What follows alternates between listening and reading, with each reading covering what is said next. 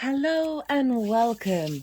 This is the All 12 Signs video series for Mercury going retrograde in the sign of Aries. Goodness me, lots of stuff going on in Aries. Got an eclipse coming up as well. North Node, Chiron, all big energy. And this Mercury retrograde is really linked into the eclipse cycle.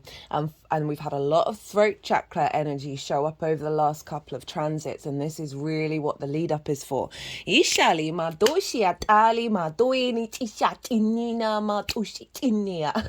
My name's Chloe. I work with card divination, astrology, and I channel energies through my body from multi-dimensional spheres. So you just heard some vocal light language there. My hands will be moving around in the readings, and this is a form of physical light language as well. All of this is working with energies to help us heal, attune, and activate. Very interestingly, that the light language you just heard now, that has never come through before. That came through in the collective reading, and it's come through in every single sign reading so far. I will be doing a meditation on that and seeing what wants to come through, and I might do like just a single light language transmission in regards to that. And if I get any information about what this energy is, I will put that into the video. My vocal light language is a recent activation. I am still integrating my 3D vessel in order to get direct translations. So we'll see what comes up, and if it does, I'll be doing that video at the end of this transit. So all of this is going to be applied into the readings, and for those of you who know your time of birth and know your natal chart, I really recommend you check out the sign that falls in your first house. This is called your rising sign, where your ascendant is. I will be reading for each of the signs as if they are rising signs, so the astrology will link in closest to this. However, this does not invalidate you looking at any other part of your chart, perhaps where your Mercury is, because your Mercury is being activated with every transit of Mercury. So just look to where that sign falls, whatever it is, whether it's where Mercury is or not. Look to the house that it's in and the themes of that house, and you want to apply those themes as well as all the meaning that's going on in that sign in your natal chart to the messages that come through. It will be as if that sign has moved to the first house. So the astrology that I'm going to talk about is still going to relate. You just got to add on a little bit of natal chart meaning on top of it. Right, I'm going to keep this introduction short and get on with reading for Sagittarius. Sagittarius rising. How are we doing, Sag? Just want to say I cut the deck twice before this reading, and I got the Magician and the King of Cups. We'll see if they want to come through in the reading again. For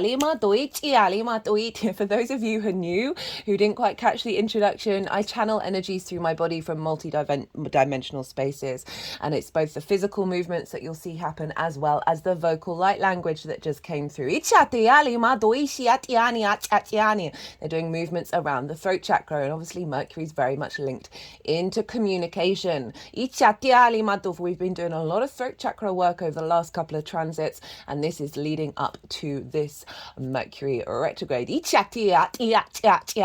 this channeling that's coming through has never come through before in terms of the sort of sounds that it's making. Until I did the collective reading in the Mercury retrograde. As I said in the introduction, I will be doing at the end of this series a meditation on it, seeing what messages want to come through, and then I might potentially just do a very short light language transmission with the information that I've received. Whether you're consciously aware of all what's going on, is this all in alignment with source and your higher self.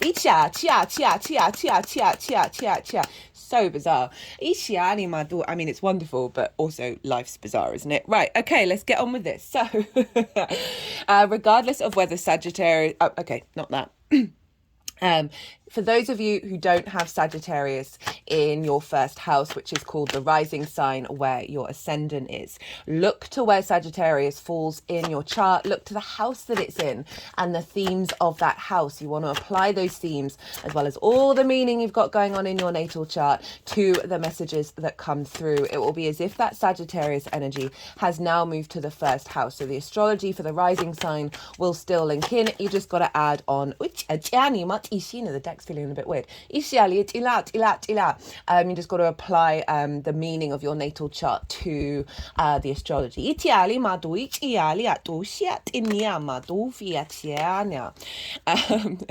being quite rampant today. It is Mercury's day. It is Wednesday, so I'm not surprised.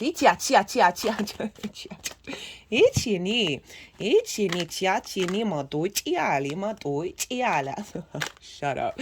These cards showed up for every reading. It's the sun in Aries, so I'm not surprised.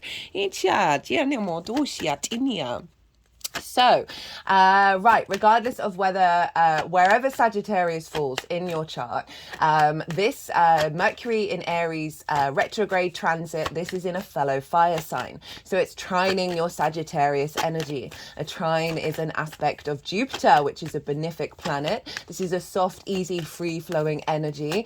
It is about bringing together of parts in order to expand and elevate, because you're bringing the different themes of the fire, right, to help them understand one another and build together. And with that elevation, we get a deeper sense of wisdom, a sense of knowing, and from that comes a really innate confidence, right, a really healthy confidence that then just brings more flow. A trine is a very inspirational, and it does bring a lot of flow. And through this confidence, this is where the sense of generosity in your energy, because it's free flowing, there's a ease to it, and a sense of abundance and luck. So even though this is a retrograde, it's very supportive to your Sagittarius area.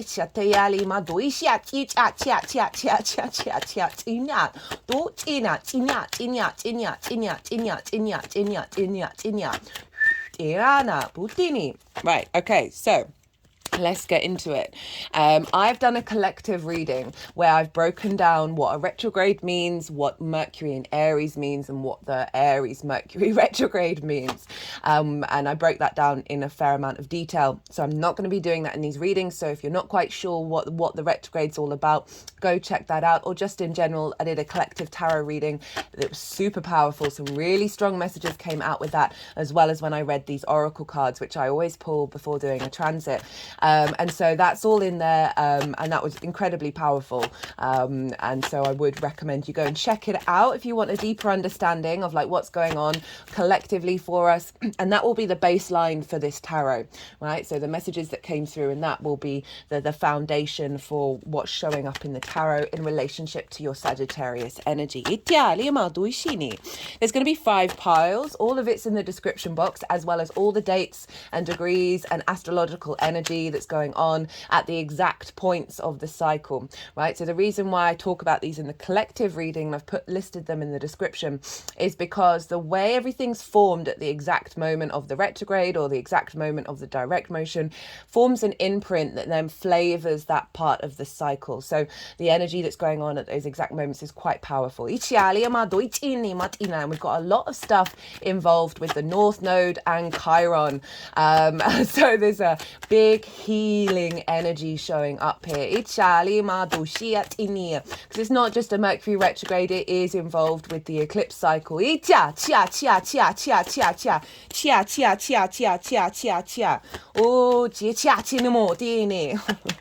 And so, right, the 5 piles are going to be the overall theme, the lesson, the blessing, the tools, and how this is all manifesting moving forward. So that's what's going on with the tarot. I am going to touch very briefly on your astrology in relationship to the Sagittarius energy. But as I said, it's more in depth in the collective reading. So Sagittarius rising, where is this happening for you? This is happening in your 5th house, your house of joy. This is where your creation energy lies. Everything I'm going to say beyond this stems from your creation energy, the crucible of creation that you have within you. Woo! That's so I've got 3 main guides that I'm working with. And that one is the masculine yang energy. Not surprising, fire energies, yang energy. It's been showing up a lot. And it's linked into sort of earth protection and earth manifestation. So,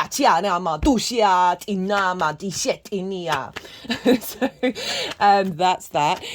Right, so your creation energy, it's the amusement, play, your pleasure principle. That isn't just linked into sort of romantic relationships. We should be finding pleasure in every part of our lives. It's the house of joy. It is about, as I say, play, amusement, games. It's linked into children, both your literal children, children you may work with, your inner child, as well as the creative things you birth into the world that feel like your children.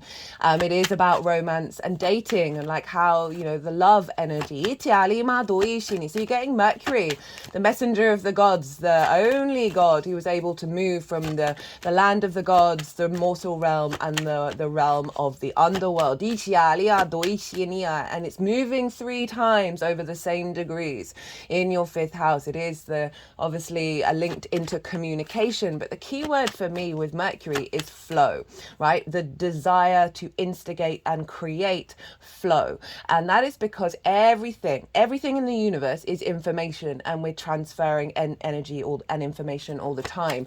And so Mercury's here to move speed, to have flow, and to utilize that energy.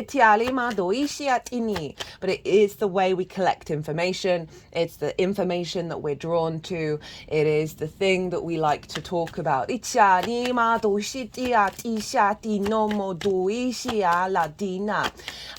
so Mercury is going back and forth over the same degrees 3 times. So we're in the shadow phase right now. That happened on the 18th and 19th of March, depending on where you live. We would have got clues about what this retrograde was all about back then, so you might want to think what was going on around then. It was also very close to the spring equinox, so this Mercury transit is linked into the spring equinox, which marks in the northern hemisphere 3 months of big manifestation energy, because the energy of the earth is really fertile right now. And so we are activating a new cycle. It's in a cardinal energy. Aries is cardinal. It instigates a new cycle. There's a level of leadership here, of activating. And Aries is obviously very independent, right? It is the first sign of the zodiac. It is fire. It's transformative. It's our first personal connection to fire, the spark of spirit, very autonomous, very independent, wants to go and experience life through its own understanding rather than being told how to feel or think. And so there's a real power here of the hero's journey that we're instigating. And so Mercury is going back and forth over the same degrees. As I said, we're in shadow phase right now. And this is when sometimes it's louder than the retrograde itself. Obviously, all the stereotypical things around a Mercury retrograde. Timing not necessarily going the way that you'd think it would. Lost communications. You know, of always being mindful of the contracts that you sign, because you might miss something out and you might have to go back over it again. So I don't ever say don't sign any contracts. Mercury retrograde's a good chunk of the year, right? Or don't do any of those important things. Just be really mindful and really observant of the details. But it's often, and obviously do what your intuition is telling you. This is a great time to start projects, to start learning things, and to start to instigate something or work on something where it's actually really good for you then to revisit and revise it and go over it and bring depth and nuance. Retrogrades are very powerful. Mercury retrograde is our ability to rethink things. Find new pathways, because we're going over old territory, which means we're then able to notice the smaller details and then the different like windows and doors that are open. We had so many windows and doors open in these cards. And so there's a real sense of Aries that rules the head. Of activating new pathways. I've been saying neural pathways, but what I really mean is just overall all the multi-layers of the human vessel, the connections that we're making. We're reconnecting to our soul frequency. That first spark as we're born into the world, our connection to source. Right, okay, so in your 5th house of your creation energy, a revisiting of your understanding of how you collect your information to then create. This could be going over old wounds. around creation, around pleasure, around joy, your inner child. There can be a fair amount of trauma in the fifth because of your inner child and how it has responded to the fourth, right? Your parental figures. And so it's the house of joy, it's amusement, it's play, it's games, and so addiction can be here. We're all addicts. Any of you who've got a phone, you're an addict, right? It's not just the stereotypical extremes of addiction, the reason why our culture focuses on them, because it's hiding the fact that it's created something that is purely in alignment with addiction.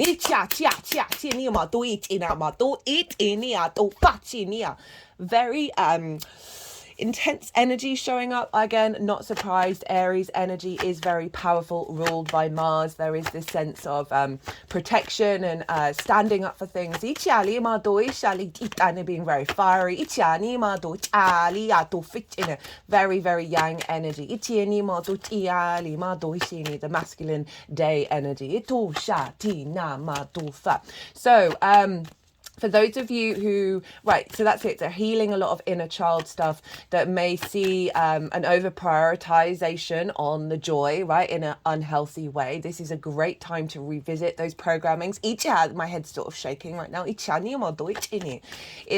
may be if you've got a creative project that you're working on. This is, it's not necessarily about launching it, but definitely finding the attention and the detail, right? Mercury retrograde people, very intuitive. They've reworked things over in their minds so many times. They find very inventive energy. They find different ways of thinking. And so this is a fantastic creative process. Navigating wounds around romance and dating and love and all of that kind of thing. That's going to be really good time to focus on that over the retrograde. This also, for those of you who may be dating or maybe in sort of a shorter term relationship, this may be where you end up having to rediscuss certain things. There may be some miscommunication that then lead to the sort of bigger questions of your own autonomy. This could see a real reconnection with your creation energy, as I said, right? Because there's a lot of stuff going on in regards to Mars over in Pisces, which I will then go on and talk about later on in the reading. What else do I want to say about Mercury in the fifth? You may get messages from old lovers. That can definitely be a thing that show up, usually to sort of highlight either the old programming or the clues to future unfolding. And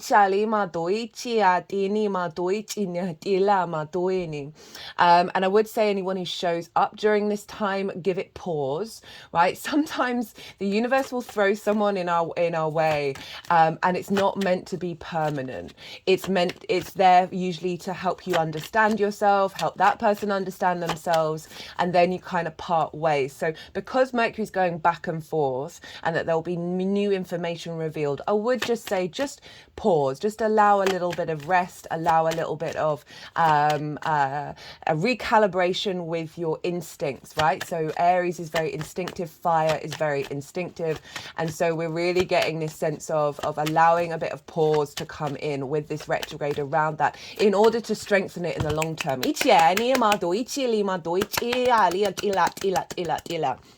Obviously, there may be people come into your life that are activating a new cycle, but I would always just say, tap into your intuition and your instincts about what you feel about all of this. But I always find that we lack patience, and actually patience is one of the most powerful tools that we have at our disposal. So this is trining your ascendant, and your ascendant is how you embody your sun or your moon in your actions and your deeds. Depends if you've got a date or a night chart, which luminary is giving wisdom to your navigator, and that's your ascendant. And this is how you navigate through the cosmic waters. It's your body, it's your appearance, it's your sense of self, it's your character, and it's often how other people see you, because they see that navigation, they see the embodiment, they see the actions rather than what's going on behind the scenes. So you've got this wonderful trine of reconfiguring pathways in relationship to your creation energy that is feeding wisdom into your embodiment of self. So I feel like you're going to be very playful, engaging and collaborating and working together with this energy in order to elevate your own understanding of self and bringing that joy, bringing that reconnection to pleasure in a really healthy way into your embodiment, into your body.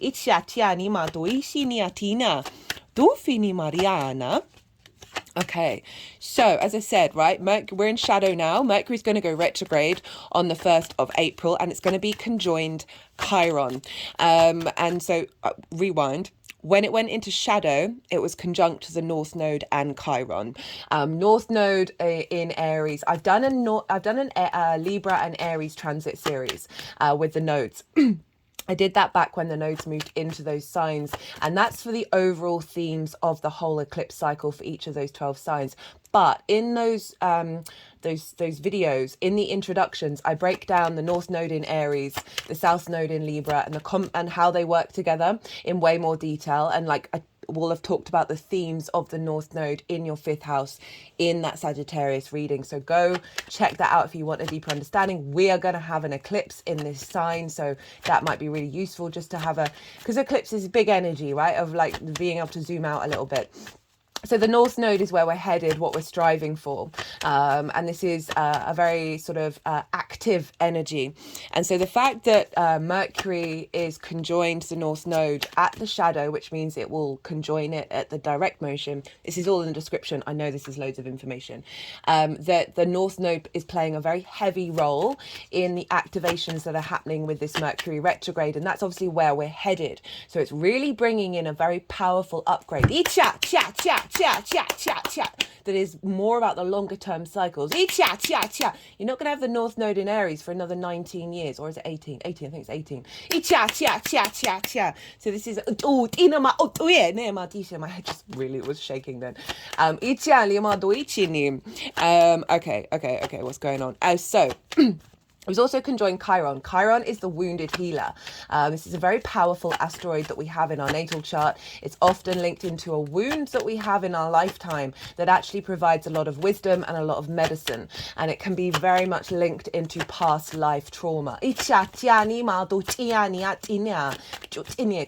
was abandoned by their parents and received a wound from a very dear friend that never healed. And these are like the core wounds that all our little wounds come from. Chiron in Aries is really bringing to the surface a lot of wounds around our individual autonomy collectively. Talk about that. I talked about that loads, to be honest. I will be talking about that more in the Aries eclipse. The wounds around us going into new landscapes, right? Aries is very much the first one in the breach. It wants to go and experience. It wants to go into new frontiers. And Chiron is helping heal any wounds we've had that have blocked us from being able to do that through fear, through physical, emotional and spiritual damage we may have faced in the many lifetimes where we have been the ones going into the frontier. Chiron, the North Node, and Mercury is helping redefine those programmings and bringing in the wisdom. And the strength. Chiron is so powerful. So some big wounds may show up around this retrograde. Things people may say to you, ideas that you may have. Bear that all in mind. Zoom out. Take a step back and realize, where is the wisdom? Where is the medicine? Because before I came and sat down to do the collective reading, I had big Chiron Aries energy show up.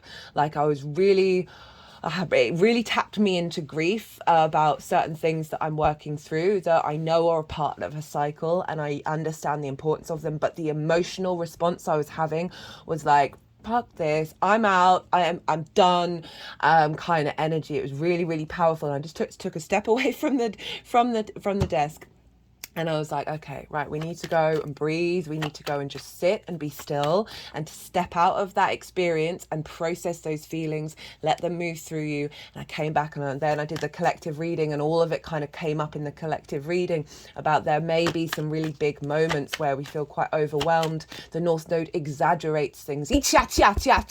So we've really got a very powerful shamanic energy show up that is helping clear some really archetypal wounds.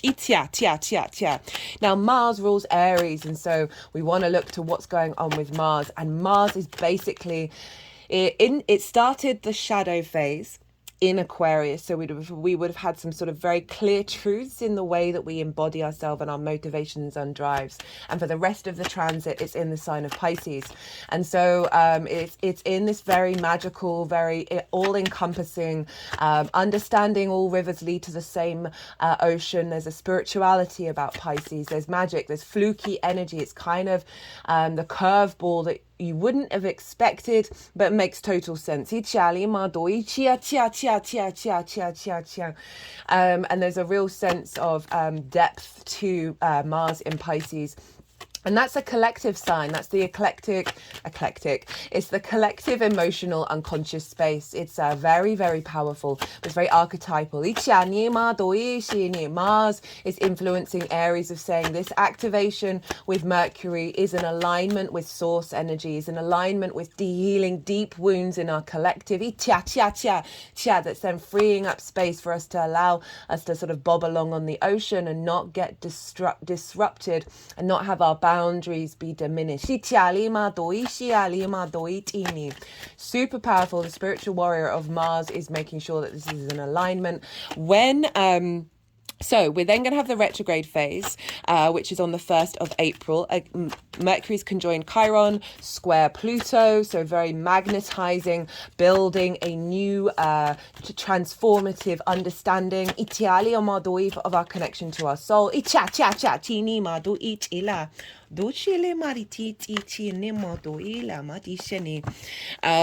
also, oh, no, that's back to front.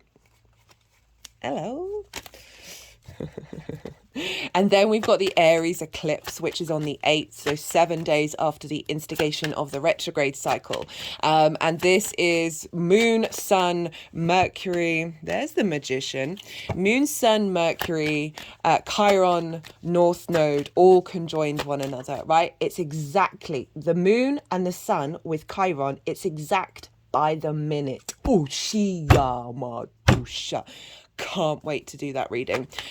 We then have the Cazimi on the 11th of April, and this is when Mercury conjoins the Sun. We get downloads. It's the halfway point of the retrograde about what the rest of the retrograde is about. Mercury moves from being the evening star to the morning star. It's more yang in energy. It's looking to the future.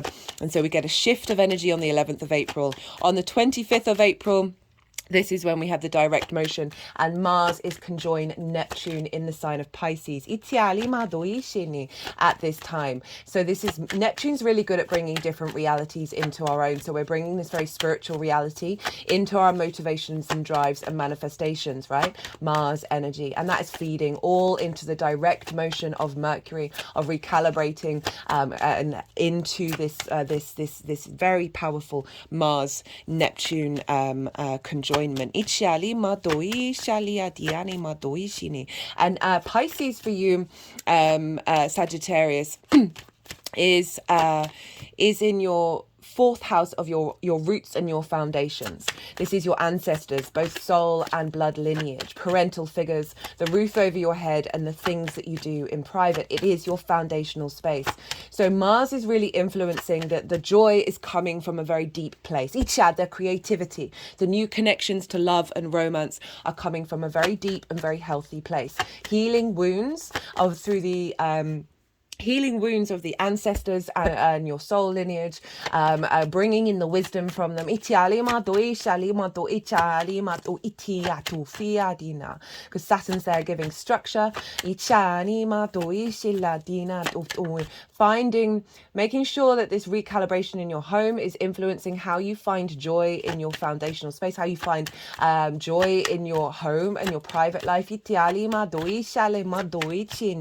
So that, Speaking of Saturn, what else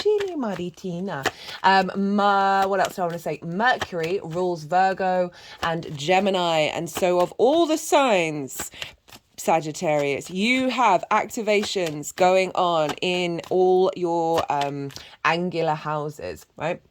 And just in general, the Sagittarius energy, you've got influence going on in all those mutable signs. So Mercury is influencing Gemini, which is your 7th house of your one-to-one relationships. This can be business partners, one-to-one clients, intimate friends, as well as long-term committed romantic relationships, right? So there's a real sense of what Mercury's revamping is making sure that those people in your life are in alignment with the joy that you're cultivating, the creation energy that you're cultivating. Virgo for you is over in your 10th house of your life purpose and your career, your visibility, your reputation, and your life purpose. I think I just said that actually, didn't I? And so Mercury is bringing the joy into that, bringing the creation energy into that. This could be finding a business partner, activation of more one-to-one clients in the 7th that's influencing your expansion of your career. Life purpose could be about a romance, a more long-term committed romantic relationship that's in alignment with how you find joy.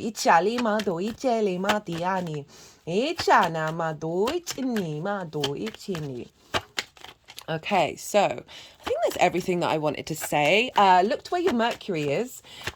This is wherever your Mercury is, look to the house that it's in and the themes of that house, because those themes might be very much at play with this Mercury transit, because your Mercury always gets activated with every Mercury transit. So this gets even louder with the retrograde, right? So the themes of that may be showing up. It's going to give a little bit more of a personal understanding to this general reading.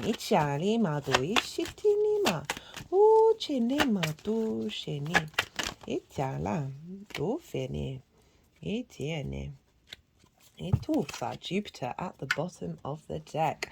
Okay, so I'm going to go consciously quiet. I'm going to soften my mind. The energies are going to move through me. They are going to move all the cards around. They'll do some energy work, and then they'll move them into the 5 piles. And that is when I'll bring the tarot into the astrology.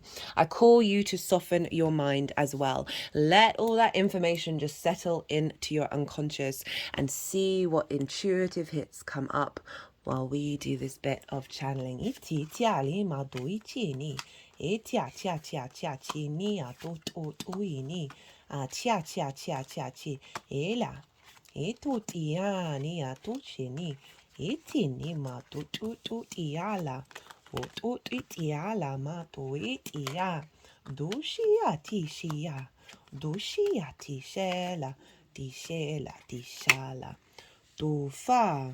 Doi fiani ma do to ishali ma do shene.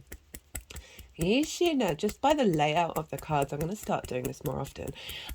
It seems like you've had the towers showing up at the back end of sort of what you've been going through in the lead up to this, a sort of pulling down old structures that's allowing a real sense of inner resurrection and an inner activation of you knowing yourself, and you embodying a sense of expansion of your joy out of you, and activating a new ability to bring that into being, because you're clearing a pathway of the way that you think. Right, we've got the 7 of Swords that is then taking you into a journey of bringing that and manifesting that in the 3D world, because all the pentacles are at the back end, the front end of a new way of communicating and understanding tangibly how you're drawn to pleasure, joy, and creativity, embodying that. And it's taking you to a place of collaboration, so again an alignment with others, with a sense of mastery within yourself. It's taking you to a place of strength and a fertility.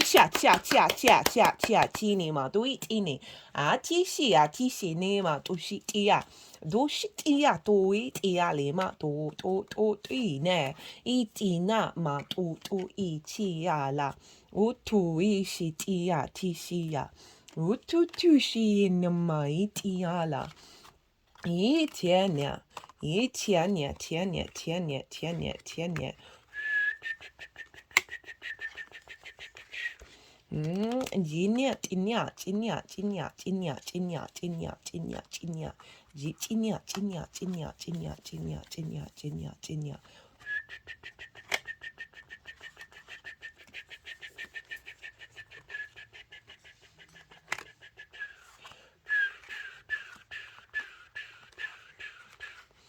Tiania matu hi tiala.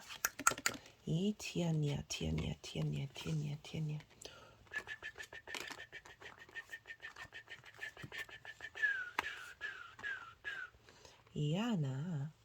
Iana madianiato. Wait, that's too many piles. No, this is definitely that. Tiania matu ishini tia tinia. Ishini ni tinia tiania tiania tiania tiania.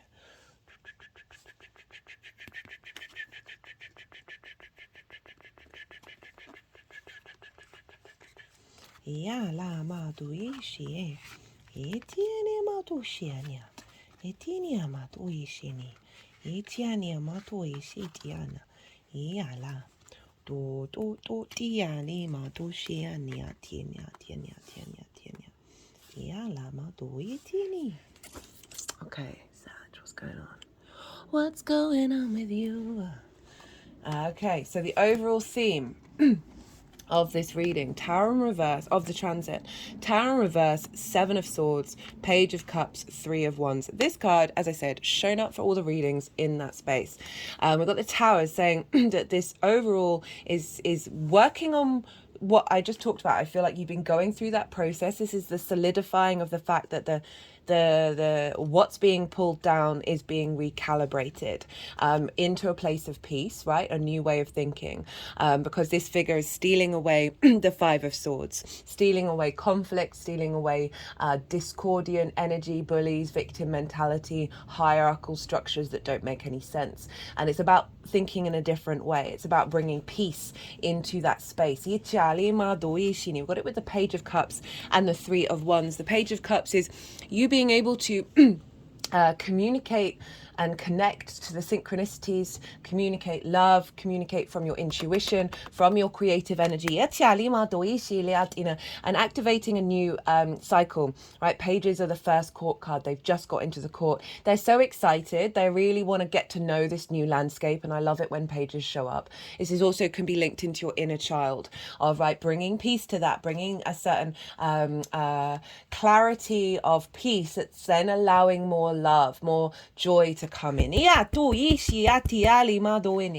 And with the 3 of Wands, this is the Sun in Aries. It's the mini emperor. This figure is standing on top of a cliff representing the higher ground. They are, so this is the overall theme of activating a new journey, because this figure has done all the work that they've needed to do in order to then instigate a new cycle and go on a new adventure. And the Fool showed up in the collective reading, and there's a real sense of, with this retrograde, this is the embodiment of all of this is this, and then after the cycle, right, the post retrograde cycle is the 13th of May. This is when we're activating this very powerful, confident energy of where you stand, right, in your power of your joy and your creativity. The lesson of this transit is the Judgment in the reverse, the Magician and the Empress. So this is a sense of you've had to go, so I'm reading this in a different way than what I did at the beginning. You've had to go. So this is resurrection and an elevation of wisdom and the dead, right? Your ancestors. It is Pluto energy. And so in reverse, this feels like the lesson of this retrograde is to sort of bring about a sense of understanding around why there's been a block. That's been linked into karmic cycles and limitations, and the sense of restriction around elevating how you connect to joy and pleasure. I talked about addiction there, right? That inner child that's in an unhealthy way eating all the cakes, right? I'm going to talk about, so we were quite poor growing up. And my mum, there would be a little supermarket around the corner that would bag up the pastries at the end of the day and charge 50p for them. And she'd get them and then she'd put them in the freezer. And I would just eat them from the freezer. and eat the whole lot in one go. I had a real sort of compulsion around that. I still struggle if there's a chocolate bar, if there's anything like that, it's gone. It's just gone. So there's that set, and I know that's linked into my inner child stuff. That there's been some sort of limitations on the wisdom and the good judgment. This also can be about blockages around romance and dating, and a sort of sense of why hasn't it felt like these things have really ascended in your in your lifetime. If you're not really feeling a lot of this at the moment, so I always qualify this that these transits will bring up tiny threads that need to be integrated, right? So sometimes we can do the big work, but then there's like the roots that are still like deep in, that we think we've pulled it all up, but we haven't. And so this is, you know, sometimes it's these things show up very loudly, other times it's just you having the space to contemplate it. So the lesson is that you are then bringing in the Magician and the Empress with this, that you fundamentally have always had this sense of fertility. You've always had those resources, but there's something about soul energy, so past life energy and ancestors that have just sort of certain soul contracts that have been like, no, these are certain journeys you've got to go through, and the lesson here is liberating that. So you then feel more creative, you feel more, you're not utilizing your joy, that's such a so a corporate phrase, of being able to access the joy within you, being able to access your pleasure, your creativity, and manifest from that. So this is the lesson that's being activated, that you're going through, that you're then bringing this in. We've got the Empress, this is Venus, feeling good in the 3D realm, right? So having gone through those blockages that may have blocked that, you are now activating a cycle of liberation. This sense of fertility, this sense of the ability to tap into the abundance there. Now, the blessing of this cycle is the World, the 10 of Cups, the 10 of Pentacles. I mean, that's really quite a powerful combination, right? Whenever we get doubles, and then you've got Saturn there, this is the end of the tarot. This is Saturn over in your fourth, giving structure, connecting to the ancestors. But essentially the blessing of this, if we just talk straight tarot, is know thyself and the world will open up to you. So I feel like you're going to be going on a process of recalibrating, re-understanding, what does joy, what does creativity mean, what are my boundaries? With Saturn's all about boundaries, but you see here there's only the one boundary, and that is the sense of self. The more we peel back those layers, the more we integrate, the less boundaries we need, because we're more confident within ourselves. Know thyself and the world will open up to you. So you're going on a bit of a spiritual journey here to really connect to that. You know, I really feel this retrograde is helping us reprogram our neural pathways or energetic pathways to our soul. So then we are creating more space. So then we can create. We've got the 10 of Cups, 10 of Pentacles. This is emotional contentment, the inner emotional contentment expressed in the outside world, right? All these cups are in alignment in a rainbow. It's the only rainbow in tarot, representing the light body, the chakra body, and how it's in alignment. And when we're in alignment, that ripples out into the outside world. For some of you, this is the nuclear family, and that may be really relevant, and especially because there's kids here, right? Of tapping into that. This cycle is activating this energy come in, where this is now ready, this is now more available. And you just, it doesn't have to be the nuclear family. This can be you finding that joy inwardly and it expressing itself in the areas of your life outwardly. Got the 10 of Pentacles. This is legacy, right? This is a city. Cities take fucking ages to create, right? And we've got, it's so funny, every time I do an Aries transit, I do end up swearing more. I'm British, we swear, but I do try and be mindful, except if it comes out, it comes out. I don't know why it needed to come out with this one, but there we go. So we've got the nuclear family. So it's a kind of a doubled up on that, of connection, of finding that joy, of finding that love with the other, right? You've got that Virgo energy and the Mercury energy being upgraded, which is is life purpose and one-to-one intimate relationships that can be marriage, but that also can be very much collaborating with loved ones in order to build in this world. So they're kind of in sort of dull colors. We've got the elder and esoteric bright colors, and this represents what we need in order to build our legacy is to blend the mundane and the spiritual, the physical and the metaphysical. And when we do that, we are really giving ourselves such autonomy and such power in the co-creation with source. So this is the blessing that's coming in. This activation, this sense of fertility, this sense of empowerment is allowing you to take steps towards an element of completion, and because they're tens, right? An element of feeling secure in the long term and feeling emotionally at peace. So the tools in order to work with this energy, we've got the Ace of Wands, Page of Pentacles, Knight of Pentacles. So with the Ace of Wands, this is calling you to tap in to your instincts, to the sort of the fast moving inspiration that comes through, your passions, what you're moved to do, and kind of follow that. In a safe and healthy way, obviously. There is a real sense of play showing up with the Ace of Wands, with this sort of new energy that's showing up that to tap into, right? Maybe have this card as a meditative tool and then see what comes up, what framework comes up. Page of Pentacles and Knight of Pentacles. Again, the playfulness of the page.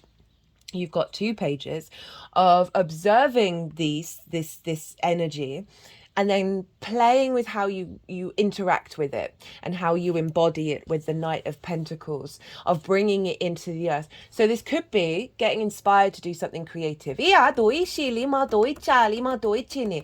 inspired to find some joy. Tapping into your own pleasure and then playing with it. I do realize what I just said. And then seeing how the ideas, the information build, and then embody it and put it into practice. But both of these are pentacles, right? So it's the earth, it's into the 3D, but there's a slowness to earth. So even though this is sort of fast activating energy, what I'm feeling is this slowness in the way that you explore it, and not to rush into things too much, not to be, oh, this is it, this is always going to be it. There's a sense of fluidity here. That through the slowness of the unfolding, that allows you to sort of weave and change course and not get too committed to the spark, but the process in which you play with that spark.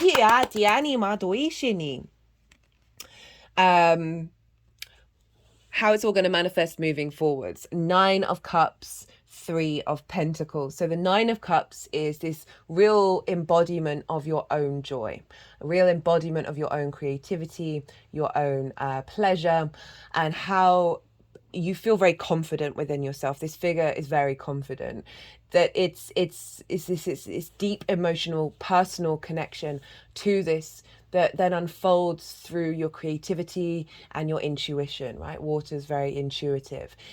And there's a real sense of whatever is being pulled down by that tower of insecurities, of worries, of scarcity, of not being able to connect to your joy. This is really showing you're going to be feeling it. You're really going to be feeling it as this unfolds, as this manifests moving forwards. And with the 3 of Pentacles, this is a mastery of it. And with that mastery, right, this figure loves what they do. They're not bothered by what society thinks about it. They keep doing it and they master it, and they are very empowered by that, by not letting others distort their own inner journey. And because of that, they're drawing towards them other energies to collaborate, to make something beautiful and long lasting. And this is a real beautiful energy in terms of this can be creative things, different ways of being creative, working together to create something beautiful, or simply that you are now drawing towards you more creative partners, romantic partners, joy partners that are in alignment, that want to play, that want to build, that want to tap into that high vibe. Cha cha cha cha. Got Jupiter, the Wheel of Fortune at the bottom of the deck, and this is all this. Jupiter's been showing up a fair amount for us lately, that there's a real shift of energy here. There's a real fated change where we're no longer at the bottom of the wheel, that sort of, all that tower stuff coming through. But we are, the energy is shifting. Things are changing around us. We're changing internally. There's recalibrating. In this retrograde series, Jupiter and Uranus are going to conjunct one another. And this is on the 20th or 22nd of April, just before Mercury goes direct. That happens once every 12 years. I cannot wait to do that transit. That's going to be wild. So I can understand why Jupiter's showing up. Okay, so I've been using the Four Agreements Oracle deck. It was given to me by someone with Mercury in retrograde in the sign of Scorpio, a fellow Mars sign, and it's really powerful. I recommend that book to anybody. It's cheap, it's short, it's phenomenal. Okay, don't make assumptions. Ask for what you want. Find the courage to ask for what you want. Others have the right to tell you yes or no, but you always have the right to ask. Likewise, everybody has the right to ask you for what they want, and you have the right to say yes or no. So this is the empowerment that I'm feeling with your creation energy, right? We can often the other can sort of take over, and we can sort of negate that, and there's a real allowing you to play, allowing you to stand up in your power and say, this is what I'd like, this is what I want to work with, and they can say no, and you have to be at peace with that. And this is what that card is saying, is like with that Aries, it can be very impulsive, kind of my way and the highway, and it's like no, it's okay, and it doesn't diminish your needs, it's just sometimes we're not matching. Be impeccable with your word. Enjoy heaven on earth. Impeccability of the word can lead you to personal freedom, success, and abundance. You can attain the kingdom of heaven from this one agreement. Be impeccable with your word. So this is like that thinking, that inspiring, but also playing around with it and figuring out what it means to you. What that energy really represents. What do you really want to say? How do you really feel? How do you talk about yourself? How do you talk about your joy? And really allowing space for you to cultivate wisdom, right? Chiron is very much linked into wisdom. And so we're really drawing on that energy. Okay, so we got some numerology cards. We got synchronicities, nature, abundance, and spiritual career. So that Mars over in the fourth, bringing in the magic into the way that you create, in the way that you find things that bring you pleasure, find things that bring you joy, getting back close to your true nature, your soul's true nature, beyond the trauma, beyond the addiction, all of that kind of thing, and activating a place of abundance. We've got spiritual career, which is interesting because I was saying how it's going to affect the Virgo energy, which is your career and life purpose. And we got the sort of the tens, which is sort of that kind of culmination energy that this can be, spiritual career can be anything. It's just you finding meaning in it, finding that joy, finding that creativity and that pleasure. Oh, okay. These were half an hour yesterday. Right, 51 minutes, Sag. Okay, I'm going to leave it at that. I hope you enjoyed this reading. If you did, please hit that like button. Much appreciated. If you want a personal reading, my website is in the description box. Be good to yourself, Sag. Be good to those around you. And most importantly, be well until we meet again. Scorpio rising. How are we doing, Scorpio? So for those of you who don't have Scorpio in the first house, look to the house that it does fall in. Look to the themes of that house, and you want to apply those themes to the messages that come through. It will be as if that Scorpio energy, with all the meaning of your natal chart, has now moved to the first house. So the astrology is still going to link in. You just got to add on a little bit of natal chart maths meaning on top of it. For those of you who are new, who didn't quite catch the introduction, I channel energies through my body from multi-dimensional spaces, and you just heard a little bit of light language come through. You'll see some physical movements. All of this is in alignment with source and your higher self to bring in attunement, healing, and activation, whether you're consciously aware of what's going on or not. So that's going to be coming up throughout the reading.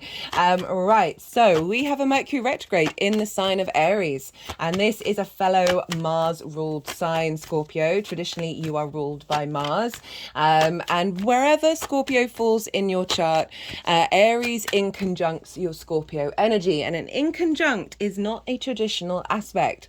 And so there can be a little bit of discombobulation with it. Essentially, it's 6 different energies trying to work with one another. Scorpio, you are yin, water, and fixed in nature. Aries is yang, fire, and cardinal in nature. So that's 6 different energies that are kind of like, what are you about? I don't understand you. And so it's these 2 houses often take a little while to get going because we spend certain time, a certain amount of our lifetime figuring out how to get them to work together. There's a sense of discombobulation, crossed wires, feeling like you're having to put in a lot of work and not really getting anywhere, kind of grinding your gears. But once you sort of understand that it's 6 different energies and sort of work with those energies, and you're essentially herding cats, but once you mastered the skill of herding cats, there's a very inventive and very innovative energy because it's breaking against tradition, right? And then you've got 6 energies to play with, which is phenomenal. The one thing is, with your inconjunct Scorpio and Aries, is you are both ruled by the same planet. So you do have something in common. You're just doing it in very different ways.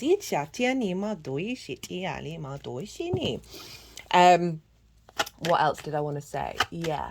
So I have done a collective reading for this transit, and I break down the meaning of a retrograde in a lot more detail. I also talk about Mercury being in Aries and what that's all about. I'm not going to be breaking down the retrograde so much in these readings. So go check out that collective reading. I did a collective tarot reading and read these oracle cards, which I pulled before I began the transit, and there was really powerful messages that came through in that. So you might want to go check that out. That was pretty wild. Really enjoyed that reading quite a lot. So let's get on with it. Scorpio arising. So this is happening in your 6th house of work, health, and routines, right? Your physical health, your routines. It's linked into co-workers and pets as well, so some of those themes may show up. I call this house the adult in the room, right? How you embody your work, your physical health, and your routines. All these 3 things can often be a little bit difficult for us to get the motivation to really, really enhance and integrate. So I've channeled energies through me. You heard that in the vocal light language. That just came through, I had never heard before, and until the collective reading in this transit. I'm going to be doing a meditation on that when I finish this all 12 sign series, or I might do it this evening. And then what comes through, if I get any translations in English, because I'm still integrating the vocal light language, it's a recent activation, I'm going to do a separate little video where I'll do a light language transmission and then share what's come through, because it's just fascinating to me I think that's the first time that's happened really, really distinctly, where an energy that I haven't heard before has come through on a transit. So yeah, I'm mentioning this in all the signs just because I'm like, whoa, this is pretty cool, and potentially representing something that's relevant to the cycle, because this feels very big, right? So you have this Mercury retrograde in your 6th house. This is a great time to work on and revisit how you work, how you embody your work. If there's certain routines you really want to get into gear, Mercury retrograde can be really good. Mercury's going to be going over the same degrees 3 times, so it's really going to give nuance and depth, nuance and depth to whatever it is that you're working on. And if you focus the Mercury retrograde on that, then it can be really productive. If you've got any projects around work and the things that you need to do, that can be really great relate to the Mercury retrograde, do bear in mind that you may find that you have to revisit and that more information will be revealed. This also could be, for some of you, this may be linked into a physical health thing. It may be a problem that you then actually, by the end of the retrograde, get the wisdom around it.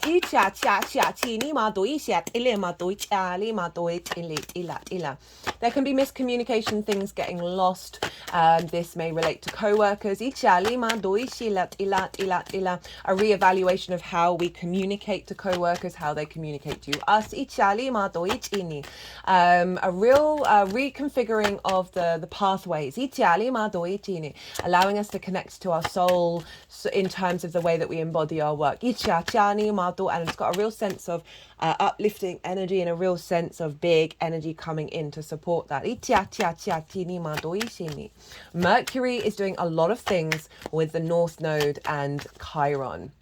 Okay, this is big energy. We're going to have an eclipse 7 days, after the retrograde starts.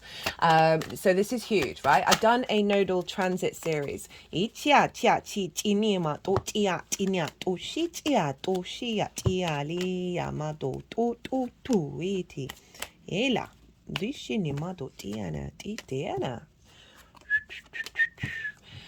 What was I saying? Sorry, my brain goes blank when I'm called to cut the deck. Like, my conscious brain just goes squiggle at the energy that comes through with that. I'm so sorry, Scorpio. My mind has gone completely blank. What was I talking about? We're going to have an eclipse. North Node. There we go. Thank you. I've done a North Node, South Node, Aries, Libra transit series for the whole transit, the 18 months transit. It's in its own playlist. It's really easily accessible, and I break down the overall themes of the North Node in Aries, and that will be in the Scorpio reading.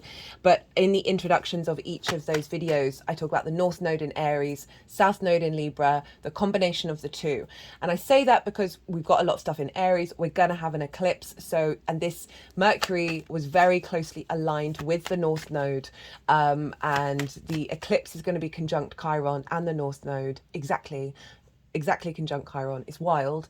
So you might want to go have a deeper understanding of what might be showing up, because this is a cycle we're not leaving until the 13th of May. All the dates, everything's in the description box. I didn't mention that before. All the dates. Oh, whoa, that's a lot of cards. We're not having all of those. All the dates, everything. What's going on? My energy's just sort of gone, a little bit weird, as if there's some vacant energy in my brain. It's taking me a little bit of a pause to sort of reconnect.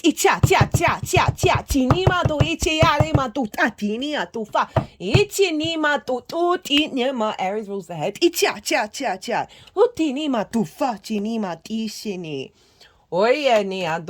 What I'm getting is Mercury, because it's your physical health, that any sort of distortions around the head, there's going to be some soothing and healing here, because Chiron, right? Let's talk about North Node. North Node and Chiron. I'll remember to link that back in again.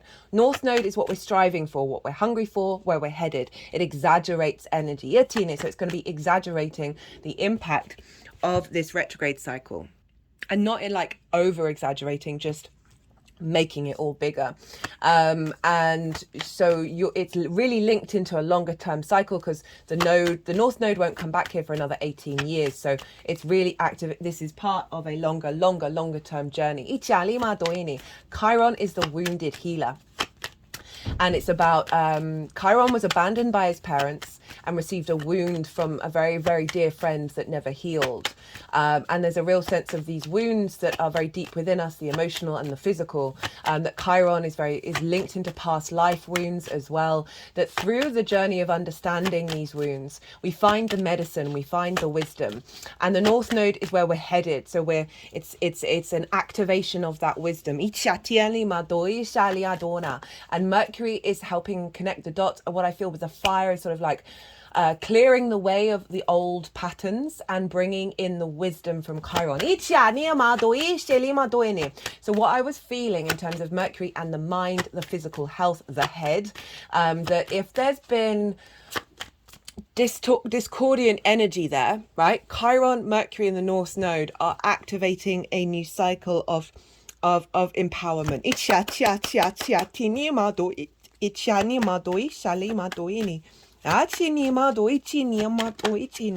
Having Aries in the sixth, that's so funny. Two of those cards were in the last lot that I was like, no, I'm putting that away. Having Aries in the sixth can mean head-related physical ailments. That's just how we roll with astrology. That is just the vibe. So maybe over this retrograde phase, bring in a daily practice of talking to your brain as if it's, and your head, if you do suffer from those things, as if it's complete and healed. Now, Mars, the ruler of Aries, and your ruler, Scorpio, is impacting what's going on with Aries, and Mars is over in the sign of Pisces. I love Mars in Pisces. It's just such a floaty, dreamy, spiritual experience. Mars is our motivation, our drive, our action, right? Our passion, and is in your fifth house of your creation energy, your house of joy, your house of pleasure, games, amusement, play. It's linked into children, both literal children, figurative children, inner child work, all that kind of thing. It's about romance, it's about dating. But what I like about this is Mars is tapping into that Pisces energy, and that is a collective, emotional, unconscious space, right? So we're healing deep archetypal wounds as well as activating very powerful archetypal wisdom. The magic of Pisces, the synchronicities, the sort of left field understanding of the universe, right? That's in our instinctive actions and motivations. This embodiment of source that's feeding into Mercury of saying, hey, we want work to feel good again. We want our health to find joy in the routines, find play, right? A sense of, for those of you, is if it's about a creative pursuit, you want to embody the working ethic around that with co-workers. For those of you about romance and dating, this can be influencing those things working together, right? How you work, right? How you fix things. How you build. And so this is really powerful in terms of mitigating any like really, really hot-headedness of Aries, right? Aries is super independent. It's very autonomous. It wants to experience life through its own understanding rather than being told what to do. And so there's a power there. There's a real strength there. But it also, we're because of Chiron and this Mars aspect, and the North Node and the South Node, everything that's going on basically, we are recalibrating of being able to be in our power without sacrificing social harmony.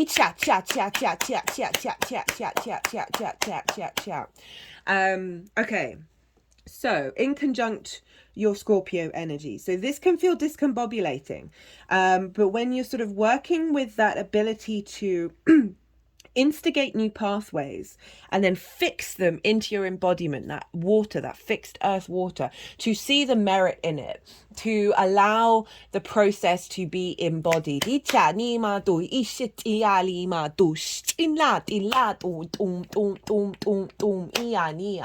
Mars trining your Scorpio energy, so this is bringing in wisdom and elevation and a sense of a more confidence and knowing within yourself, right, as you serenely embody yourself, right? This is really facilitating the in conjunct of bringing in those new pathways into the way that you embody yourself. Look to where your Mercury is in your natal chart.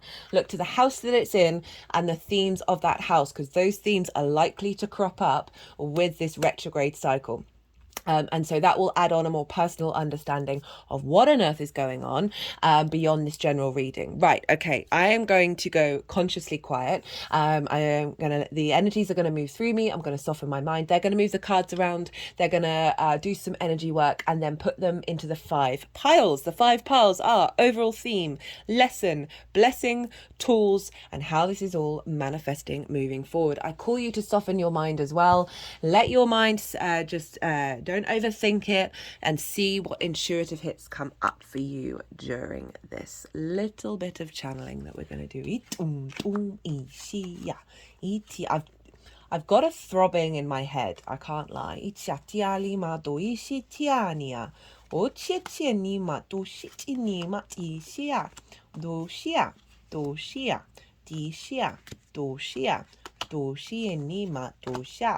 Di tiani ma do ichine ma do shene ma do fia yela tiania do chinia dinera ma diele ma di shene diania do itiala ishia di shene de ela ma do ela di shia. Oh shit, chinia dia la di nia dia tushia lima tushia la. Okay, so I'm trying to incorporate a little bit more about what I'm getting through when they do this. I've got the 10 of Swords, 9 of Swords, Chariot, 10 of Cups in reverse, 6 of Cups in reverse, Ace of Wands, and then they just did some energy work on that of like these things really blocking you and stopping your ability to embody the Chariot, which is sort of very confident and very victorious, and difficulties to be at peace with what may have been happening. I'm not saying that you have to be, just the struggles to do that. Then they put the Ace of Wands over the top and was just like, bam, jisheni, which is making me think that this Mercury retrograde is helping with whatever difficulties may have been showing up here, right? Okay. And that's going to be specific to all of you, right? But there's a sense of this spark, this new frequency, this new passion, this new instinct coming in that is about some deep healing and bringing you into emotional control with clarity.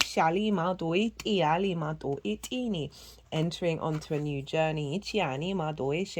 There's a resurrection from conflict, feeling safe, knowing thyself, and that's being elevated. And then working through the sort of inner tower framework, inner alchemy, to get you to a point of truly knowing your own value, right? And then we've got the Lovers and the 3 of Cups at the end, of being very certain of the choices that you make, and being empowered by that and bringing about flow. Right, okay, now they're going to move into different piles.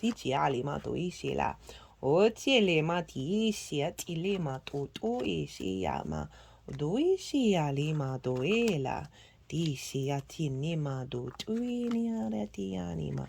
Oh, shitia do ia lama di ela. O tianima dianimo duitianima duenia. Iala dialama duitinima do tiala. Etine atinima do tia.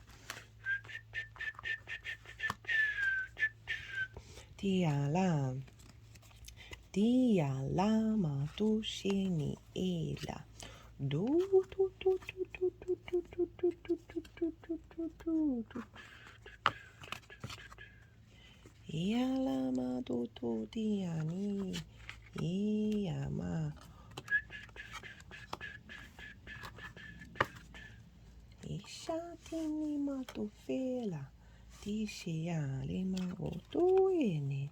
Itini matu fiti shia ea la matia ea ti shini tu itiala di she itini matu eni ela di shene matu shini itiala di shiali.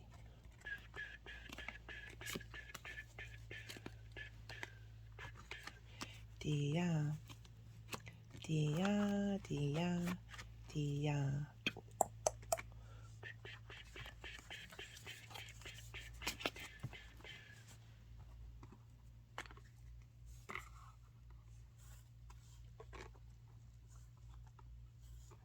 Okay, Scorpio, what do we got going on here? Tishala Mariana Maduishini Maditina. So this is the overall theme of the transit. We've got the 10 of Swords, 9 of Swords, Tower in reverse, 6 of Cups, 7 of Wands. Now that's kind of mimicking what I was saying, that, right, 10 of Swords, there's a sense of immobilization, there's a sense of betrayal, there's a sense of ideas and constructs and limitations and blockages. And this is in the way that you work, the way that you embody your work, your physical health, your routines, co-workers, pets. Not quite sure how this could relate to pets. Maybe grief around not having a pet. But this is big karmic energy, right? There's all along the spine. We hold a lot of karma in the spine. It's come with the 9 of Swords as well. So big worries, anxieties, limitations, blocks, and frustrations. That the Tower card in reverse is saying that this transit is pulling down those things, right? An internal pulling down. So it's about our perspective. It's about our understanding of how we pick up information and bring flow into these areas. We got it with the 6 of Cups. The 6 of Cups is, again, that was in reverse when I was talking about that, of like that sort of blockage around quite being able to be at peace with things, right? This showed up in the collective reading. It showed up a fair amount. And this figure is being handed a cup full of flowers, right, that are growing out of the cup. It's not a bunch of flowers, they are growing out of them. And this follows the 5 of Cups, which is grief, which is this heaviness. And this figure is often representative of some referencing the past. This can be in this lifetime, many lifetimes before, of just offering up this sense of, oh, what's come out of that grief is actually the compost for new life to build. And so this is all about our emotional perspective to the past. This is the biggest house in tarot, representing a sense of bringing in an emotional sense of security and safety. And it's crowned with 7 of Wands in reverse. 7 of Wands upright. This is one of the cards that I link into the human condition that we're currently navigating. This figure has something of value. We all do. This figure is on top of a cliff, representing they're on the higher ground. They have that higher energy within them, but they're so unsteady. They're in competition mode. They're in scarcity mode. They're in fear mode. They're really like, what is going on? And that's how I read the card. And in reverse is the reverse of that, of you changing your perspective, upside down, of really knowing your own value. And even if it feels like there are battles going on, it is not diminishing your sense of value, right? So there's a bringing, that 9 of Swords is very anxiety orientated, cortisol, adrenaline flooding your system. The more that happens, the more consistently that happens, the less we're able to think and the less our memories around. So it distorts our understanding of reality and makes us unsteady. So for this showing up in reverse, saying the overall transit is to get you to that place of feeling confident within yourself, where you're not losing sleep over things. Doesn't mean we don't encounter difficulties, but it's not diminishing your energy levels. So for the lesson of this transit, we've got the 5 of Swords in reverse, 4 of Swords, 2 of Swords, and Judgment. Lots of sword energy showing up, all in your head. I've still got a throbbing. It's there on the left hand side of the forehead, just the other side of the third eye, above the eye. We've got the 5 of Swords in reverse, so the lesson is a release of conflict, right? The 5 of Swords, this is again another card for me that represents one of the archetypals of our species that we're working through, right? This sense of domination and subjugation, of conflict, of winning, but at what cost, of the bully and the victim mentality. And so often the bully was victimized. This figure has won the 3 of Swords. So this can be recreating old patterns that we learned from our early years. And this can be old dynamics. That we then witness conflict and engage in it, and it's all that's around us. This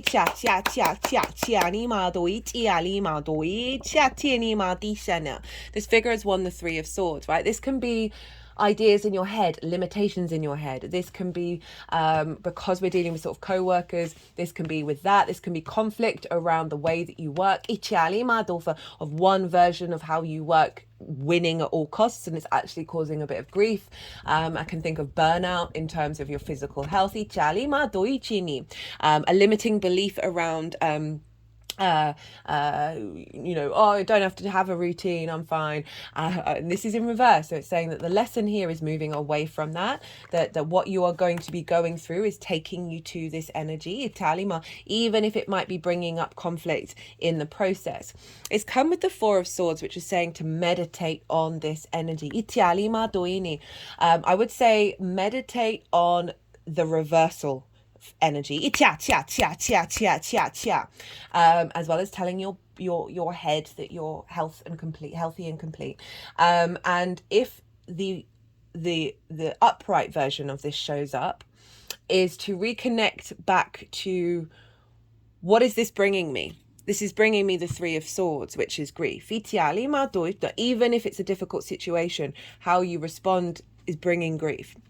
And this figure is contemplating those Three of Swords. They're no longer in the heart. So there's this element of a detachment from it, that this card is bringing in the energy to help you with that, to find the Ace of Swords, to find that clarity. They're in a church. They're being held by something bigger than themselves. There's a real sense of you are being held, to acknowledge that you are held by your many guides, by source. Even if you may be going through a difficult time, it is all about getting you to sort of, in those moments, to go, okay, right, I'm going to meditate on the Five of Swords in reverse, right? I'm going to meditate on what that feels like, even if it doesn't feel like your legitimate reality. Well, the Two of Swords, so this is meditation. That sometimes the lesson is to learn is, rather than viewing the exterior world of how we think it is to go inward and recalibrate with our intuition of actually the truth of it all, that's right under the root of it. So this is highlighting that there's a lesson of inner peace that's being cultivated, an inner pause, rather than falling into old patterns. It's come with judgment. This is Pluto. Mercury will be squaring Pluto on the day of the retrograde.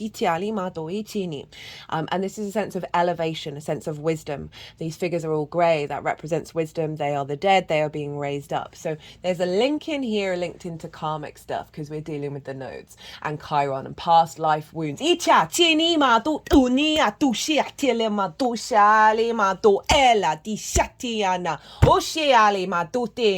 That energy that's coming through is the masculine yang energy, one of the three main guides that I work with, that is more about earth protection and manifestation.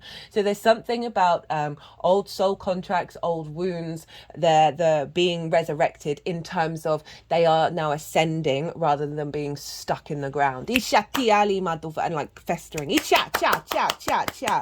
So this is this process of these cards. The lesson is taking you to good judgment as well. That is thinking more in your own power and your own sovereignty of your emotional body, right? That Ten of Swords, Nine of Swords, that's big energy, rather than letting that consume you. We have the blessing of this transit. We've got the Fool, we've got the Chariot, and the Ten of Cups. Very positive energy showing up here of a new framework, a new beginning coming in that's more heart orientated. There's a refresher, right? Rather than repeating old cycles, being trapped in that cycle of the Nine of Swords, this figure is about to leap off a cliff. Doing so knowing that a new reality is popping up. And that is the higher perspective shown by the mountains in the background. So the Fool is saying that the blessing that's coming in is you are recalibrating to a whole new cycle, where you're able to look at your experiences with more curiosity, joy, and love, rather than that Ten of Swords and Nine of Swords. We've got the Chariot, which felt like was being blocked. This is the Cancer energy, and this is about your perspectives, where Cancer is. But aside from the astrology, this figure, through all the lessons that they have learned in their lifetime, they are utilizing all the wisdom, all the resources, all the benefits to move through the world without having to control, without having to have a tight grip on the reins, because there are no reins. There's the balance of the yin and the yang, that we are moving towards victory. There's a real sense of you now then moving in your embodiment from a place of open-heartedness and confidence. And that's doubly confirmed by the 10 of Cups. 10 of Cups is like sort of your inner emotional gratitude extended out into the world. So you're seeing that ripple out in the world, a sense of alignment, of intuitive emotional alignment. Of really seeing more emotional in your that's I've said what I think I need to say in terms of this is activating you seeing through this journey that in the way that you work that is actually going to create more emotional harmony within you externally. The tools for this transit are the Ace of Wands, Temperance, and the Star. So this is allowing the fact that there's a new frequency coming in. There's new there's new energy. There's new vitality and virility, there we go, coming up. This is also saying that things are being instigated, new passions, new creativities, new sparks are coming in, and to observe them, and sort of clues and synchronicities, that if you may be feeling heavy, maybe get a candle, do some candle magic, but just by looking into the candle to redirect you, do your meditations. Remember, meditating on your head being happy and your 5 of Swords in reverse. But overall, there's a sense of play with this ace showing up, of playing with new possibilities and new instigated energies. And then with the Temperance and the Star is acknowledging that you're going through an alchemical process, right? With those instigations of playing, of refining yourself, right? Refining all the pieces of yourself in order to step into your angelic frequency. The water here is going upright into the cup, which represents doing things differently. It represents magic, but essentially doing things differently. So getting out of if there are opportunities that pop up that feel quite fiery, follow them. And then your tool is to realize that this is a process, that this isn't going to manifest straight away, that actually what you need to do is you're really refining yourself and your understanding of what's going on, right? And really recalibrating. We've got the Star, which is in the acknowledgement that this is a process of healing that's happening, that you tend to your waters, tend to the healing process. Bring yourself softness and kindness. She is uniquely herself. She is rid of clothes. She is unmasked. Some of you, this may be about having baths. This could be really important in terms of your physical health, but overall there's a sense of this is your tool, is to reconnect to your galactic and earth energy. You maybe use it as a meditation tool and acknowledge that you're on a process of healing, and that you will come out the other side being able to hope and dream in a different way. Perhaps play with hopes and dreams in a way that aren't restrictive, and just maybe tap into the feeling of as if they've come true. How this is manifesting moving forwards. We've got the King of Cups, King of Swords, the Lovers, and the 3 of Cups. And just want to give a big shout out to the Sun on the bottom of the deck, the sense of vitality. And that is so important for the 6th house of your physical health, of the vitality of the way that you work, of the way that you put in routines. There's a sense of joy coming in with that child being very happy, right? That inner child that Mars is helping facilitate is giving you more space to find the joy, find the light. There's a sense of vision and clarity. It's a very happy yes card. I love the vitality part of it for the 6th house, of really allowing you to be the adult in the room for yourself, but still find that inner child joy. King of Cups, King of Swords. Emotional control and clarity in the way that you act, in the way that you respond and move through the world, right? The King of Cups is highly psychic, highly intuitive, and is very in balance with their emotional responses. It's not about not having them, but they're like really allowing a space for inner peace within you. But again, heightened intuition and being able to act on this more mature emotional space. These kings aren't losing sleep overnight. They are not worried about betrayal. betrayal, because they have the confidence and the will to act on their own sovereignty, their own divinity, to take action, that if these things crop up, they are able to get out of them. Got the King of Swords, clarity of vision, right? Really knowing and having clarity in order to act. Very confident energy. With the Lovers, right? All of this, your emotional body, and the perspectives, the ideas, the information that Mercury is bringing in and recalibrating is getting you to a place where you are then able to make decisions that serve you in the long term. We've got the masculine, feminine, and spirit. They are all united and are able to then, through that unification within you of those energies, we have all of them, they're not gender specific, you're then able to go climb a mountain, right? And that isn't necessarily like, oh, you've got to go and do a big thing, but when you are at important moments of really knowing yourself and being able to act on them, there's also a sense of connection coming in here, and a sense of collaboration of you falling in love with your work. The most obvious things sometimes do pass me by, of finding that joy, finding that love in the way that you work, in the way that you take care of yourself. You've got the Three of Cups to end. What a great card, right? Far cry from that Ten of Swords, Nine of Swords, and Five of Swords. This is about flow, this is about ease, this is being celebrated with like-minded people, sense of abundance, a sense of joy, a sense of just overflow of emotional connection and joy. This can be your physical health, how you embody your work and your routines all in union with one another. But overall, moving away from a state of anxiety and activating beautiful emotional flow, and that could be that your intuition is able to take you towards this flow.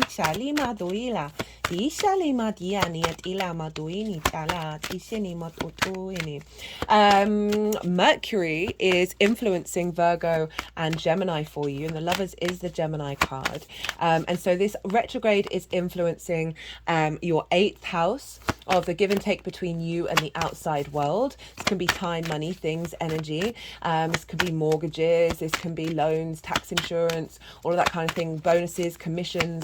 It's your connection to anything other than you, your relationship dynamics with anything other than you, including source energy, right? So Mercury's making sure that those relationship dynamics, the dynamics of give and take, are in alignment with the strength and power that's coming in your 6th house. We've also got Virgo over in your hopes and dreams. That's the star card of reaping the benefits from the 10th house. And activating how you connect to friends, groups, and alliances. So this recalibration going on in your 6th with the eclipse is really bringing in a whole new cycle in regards to perhaps how you communicate your work to friends and groups and alliances, how that's received, and how you reap the benefits from your 10th house. Okay, so I'm using a deck in this transit. It's called the Four Agreements Oracle deck. It's based on a book which I recommend to everybody. It's short, it's cheap, it's phenomenal. It was given to me, this deck was given to me by a Mercury retrograde being, which is in the sign of Scorpio. So same as another Mars sign. Always do your best. Do your best because you want to. Oh, that is so powerful for the 6th house, because sometimes we do our best because there are certain social constructs, or we feel shame if we don't. And if there's burnout, if there's difficulties around work, this is such an empowering card, because it's bringing in this new frequency of it doesn't matter what's going on, you enjoy what you do and you want to do it. You do your best when you are enjoying the action or doing it in a way that will not have negative repercussions for you. You do your best because you want to do it, not because you have to do it, not because you are trying to please the judge, and not because you are trying to please other people. You see this bird is sort of bringing, creating and supporting the nest for the children. You know, if you think about that 5th house, right, of your, it could be literal children, or also could be things you birth into the world, your inner child, your creative energy, right? Like, rather than thinking, oh, I've got to do it, it's like switching that frequency of, I actually really fucking want to do this. Always do your best. Oh, you got two of always do your best. Your best is changing all the time. Your best will depend on whether you are refreshed in the morning or tired at night. Your best will be different when you are happy as opposed to upset, or healthy as opposed to sick. Under any circumstances, simply do your best and you will avoid self-judgment, self-abuse and regret. So it's sort of, these are sort of very much combined in terms of, yeah, we go through some difficult times. We feel heavy. We don't necessarily want to do the things that we want to do. But then when we give ourselves a ritual in the morning, right? Refreshed in the morning, a ritual at night. I listen to binaural beats. I listen to theta brainwave going to sleep, and I've been doing it for a good couple of weeks now. And honestly, the difference in my brain and my integration is phenomenal. I also have certain meditative practices that I do when I wake up and before I go to sleep, and I really do notice the difference in it. And you know, obviously, people are talking about all the time that there's something about making sure, this is linked into those meditations that I was suggesting that you do, making sure that you instigate every morning or before you go to sleep, instigate cardinal energy, sort of a transformative energy that is allowing you to understand the power of doing your best, actually, not for the sake of others. Not for the sake of others or to please other people. Getting that nailed in is very powerful, because then you're accessing the power of that isn't being diminished by others. Got the healing card. Let's see what else wants to come out from the numerology deck. All the decks are in the description box if any of them take your fancy.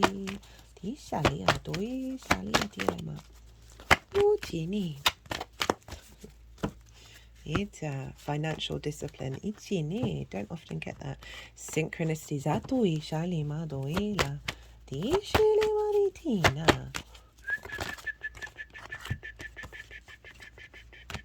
want those.